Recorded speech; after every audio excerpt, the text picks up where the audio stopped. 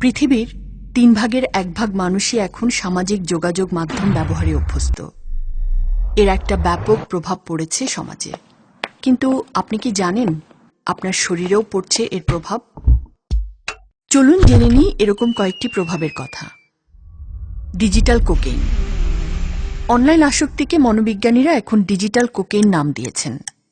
Facebook যারা ব্যবহার করেন তাদের অনেকেই বলেছেন একটু পরপর ফেসবুকে ঢুকে তাদের দেখতে ইচ্ছে করে নতুন কোনো নোটিফিকেশন এলো কিনা। আর একবার ঢুকলে কিভাবে যে ঘন্টার পর ঘন্টা পার হয়ে যায় তা যেন তারা টেরই পান না। শুনে মাদকাসক্তির মতো মনে হচ্ছে কি? ব্রেন স্ক্যানে মাদকাসক্ত আর অনলাইন আসক্তদের মস্তিষ্কের একই রকম ছবি দেখা গেছে। দুজনেরই মস্তিষ্কের সামনের দিকের হোয়াইট ম্যাটারগুলো ক্ষয়ে যাওয়া। ব্রেনের হোয়াইট ম্যাটার অংশই নিয়ন্ত্রণ করে মানুষের আবেগ, মনোযোগ এবং সিদ্ধান্ত গ্রহণকে। আর তা ক্ষয়ে যাওয়া মানে এই ক্ষমতাগুলোই কমে যাওয়া। কাজেই সোশ্যাল মিডিয়ার নিয়ন্ত্রণহীন ব্যবহার আপনার আবেগকে ভারসাম্যহীন করতে পারে, নষ্ট করতে পারে আপনার মনোযোগ ও সিদ্ধান্ত নেওয়ার সামর্থ্যকে। মানুষের মস্তিষ্কে ডোপামিন নামে এক ধরনের কেমিক্যাল নিঃসরণ ঘটে প্রতিনিয়ত। কিন্তু হঠাৎ যদি এমন কিছু ঘটে যা প্রত্যাশার চেয়েও ভালো, তখন আকস্মিকভাবে বেড়ে যায় এই ডোপামিনের প্রবাহ এবং ভালো লাগাকে আরও বাড়াতে ব্রেন তখন ওই কারণটাকেই আরও বাড়াতে বলে। প্রয়োজনের অতিরিক্ত ডোপামিন এবং ভালো লাগার সাময়িক এই অনুভূতিকে ক্রমাগত বাড়াতে চাওয়া, এটার নামই আসক্তি।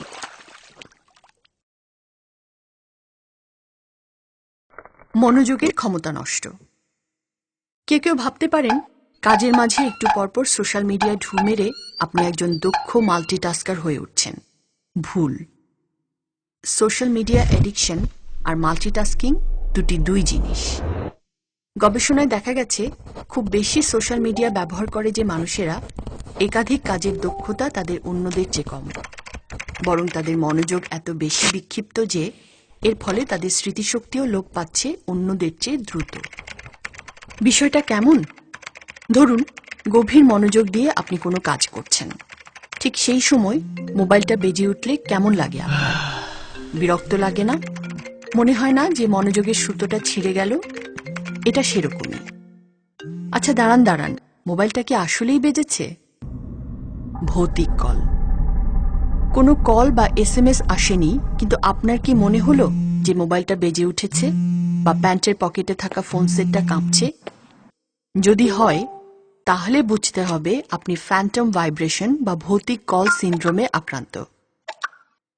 আর এর কারণ হলো আধুনিক সময়ে মোবাইল ফোনের অতি ব্যবহার মস্তিষ্কের ভেতরে যে হ্যালুসিনেশন বা বিভ্রম তৈরি করছে তা। একটা জরিপে দেখা যায় বিশ্ববিদ্যালয়ের যতজন ছাত্রছাত্রীকে এর কথা জিজ্ঞেস করা হয়েছে তাদের 90% এই ফ্যান্টম ভাইব্রেশনের অভিজ্ঞতা হয়েছে। স্মার্টফোন আমাদেরকে এতই আচ্ছন্ন করে রেখেছে যে একটু পরপর নিজের অজান্তেই আমরা মোবাইল হাতে তুলে নিয়ে দেখার জন্যে যে কেউ SMS দিল বা মেইল করলো কিনা বা সোশ্যাল মিডিয়াতে কিছু এলো কিনা। আত্মকেন্দ্রিকতা। শুনলে অবাক লাগলেও এটাই একটা বাস্তবতা যে সামাজিক যোগাযোগ মাধ্যম আসলে আপনাকে অসামাজিকই করে তুলছে, বিচ্ছিন্ন আর স্বার্থপর বানাচ্ছে। গবেষণায় দেখা গেছে একজন মানুষ যখন সামনাসামনি আরেকজন মানুষের সাথে কথা বলে তখন সে 30 থেকে 40% সময় নিজের বিষয়ে কথা বলে, বাকিটা শোনে। কিন্তু একজন মানুষ যখন সোশ্যাল মিডিয়াতে সময় দেয় সে 80% সময় ব্যয় করে নিজেকে নিয়ে বলতে। স্বপ্নভঙ্গ। আমরা প্রায়ই সোশ্যাল মিডিয়াতে পরিচয়, তারপর তা থেকে প্রেম বা পরিণয়ের কথা শুনি, কিন্তু এদের একটা বড় অংশই পরে আর সম্পর্কটা টিকিয়ে রাখতে পারে না স্বপ্নভঙ্গের কারণে। কারণ ভার্চুয়াল জগতের মানুষ আর রক্তমাংসের মানুষ বেশিরভাগ সময়ই এক হয় না। অনলাইনে যে তরুণকে অসাধারণ প্রেমিক পুরুষ মনে হয়েছিল, বাস্তবে তাকে বদমেজাজি খুনসুটের সঙ্গী হিসেবে আবিষ্কার করা খুব বিচিত্র কিছু নয়। তেমনি অপ্সরাদের মতো দেখতে ফেসবুকের আকর্ষণীয় তরুণীটি যে বাস্তবেও এমন হবে তার কি নিশ্চয়তা আছে? Cyber bullying. অনলাইনে ঢুকে গালিগালাজ, অশ্লীল ভাষা বা আক্রমণাত্মক মন্তব্য ও হুমকি পেয়েছেন এমন অভিজ্ঞতা অনেকেরই হয়েছে। একটা সমীক্ষায় দেখা গেছে সামাজিক যোগাযোগ মাধ্যম ব্যবহার করেছেন বা অনলাইনে গেম খেলেছেন এমন শতকরা ৭৯ জন মানুষই সাইবার বুলিংয়ের শিকার হয়েছেন এবং এদের একটা বড় অংশই কমবয়সী শিশু কিশোর, যাদের জীবনে এর অনেক বিরূপ প্রভাব পড়েছে।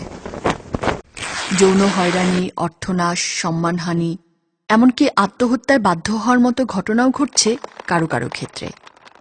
অতএব তথাকথিত সামাজিক যোগাযোগ মাধ্যমের ব্যবহারকে নিয়ন্ত্রণ করুন। ঠুনকো এই যোগাযোগের চেয়ে আপনার দেহের সুস্থতা, মনের সুস্থিরতা অনেক বেশি দামি।